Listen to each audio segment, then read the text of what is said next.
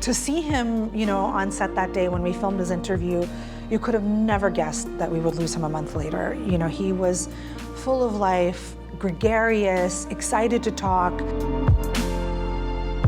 Sridevi, her performance and just her energy in that whole film, she's never been better, in any film. She was just absolutely amazing, a revelation in that film. Because of the regard he has for his father, and this series is really a tribute, to his father's legacy, he then reluctantly agreed to stay in. Thank you so much for talking to us and welcome to ETimes, Smriti. To begin with, absolutely loving the trailer of The Romantics. Thank you. For the longest time, in the media, Aditya Chopra has been this mystical figure, a myth. There have been so many articles about him, whether does he exist, does he not exist, Right. and you actually managed to bring him on camera for an interview after God knows how many years. 25 years. Yes. Yeah. Talk to us about that and how did you manage to convince him? It was definitely not an easy process. I think the only obstacle, in this entire process was convincing Aditya Chopra to speak to me. But I think we just started, with some background conversations, just to get more, so I can get more context in terms of the history of the films and the family and all of that. And then slowly, I was convincing everybody in the family, to talk. I spoke with Uday and Uday Chopra and Mrs. Pam Chopra. And finally I told Adi, let's just record an interview. You don't have to let me use it, but you can put it in your archives. 100 years from now, somebody can find it.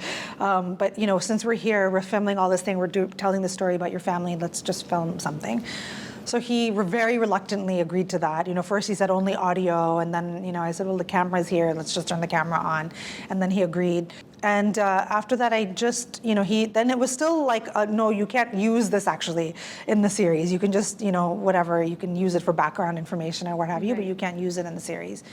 And then finally, we were editing the series, and I just started with my editors editing in his interview.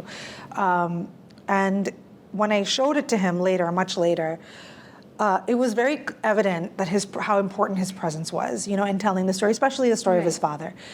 And I think because of the regard he has for his father, and this series is really a tribute, to his father's legacy, he then reluctantly agreed to stay in. Absolutely, because it would be incomplete without him, Yes. quite honest. We also get to see Rishi Kapoor, perhaps his last interview, so to speak. And talk to us about him and how was it, interviewing him, because if I'm not mistaken, it was shot in 2019. It was actually in 2020. It was 1 month before he passed, that interview. It was such a special day. It was such a special interview, probably one of the most memorable I did in this whole series. Obviously at that time he had been having some health problems, but to see him, on set that day when we filmed his interview, you could have never guessed that we would lose him a month later. He was full of life, gregarious, excited to talk, had so many stories to share, so much reminiscing. Was so gracious with his time. I think we talked for like 3 hours. So gracious with his time, and just it was like. He was took us into a time machine, talking about the early days of his career and, of course, his relationship, with Yash Chopra and the films that they made together, including Yashji's last film, and which Rishi Kapoor was in a little bit, Jab Tak Hai Jaan. Yes. So just to see, the span of their careers, together, their lives together was really amazing to see. And also he's just the most charming man, and all of that, looked amazing. He was wearing this amazing purple suit and, was just eager to talk. And of course, having his amazing wife, Neetaji, with him, it was just an absolutely wonderful experience. Absolutely, but he's also a taskmaster. Yeah. So, convincing him perhaps, or, getting those stories out, was it at any point challenging? It really wasn't, I think when he agreed to do the interview, I think he agreed to do it because it was for Yash Chopra, and of course he was, but once he was there, he was, it felt like he had nothing else in the world to do but talk and reminisce, you know? And it was just, for me as a filmmaker and as the person interviewing him, he made it so easy, you know, and we just had the most wonderful time, you know? There was so much, there's so much that, you know, ultimately it's a 4-part series and I couldn't use everything, you know, that we talked about, but there's so much more, you know, that we kept trying to find places to put more and more of Rishi Kapoor in there because it was such a special interview. But yeah, he was excited to talk. Yeah, he wasn't rushing out the door or anything. Right. Okay.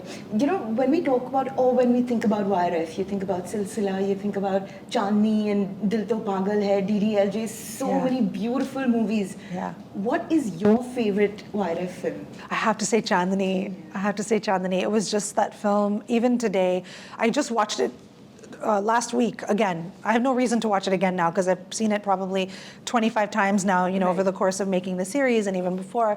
But it's just one of those films I never tire of. I love watching it. I mean, Sridevi, her performance and just her energy in that whole film. I mean, she's never been better, you know, in any film. She was just absolutely amazing, a revelation in that film. And it just, you know, looking back, it was just the archetype of so much of what we know of what, you know, Hindi film and Bollywood, you know, is and became. So it's the prototype, you know, so it's always great to go back and watch that film. It's probably the #1 film. That and DDLJ are the 2 films I say to people who are kind of unfamiliar but interested and curious about Hindi film. I say watch those 2 films. It's the perfect introduction. When we talk about you in India, we always connect you with the Indian matchmaking.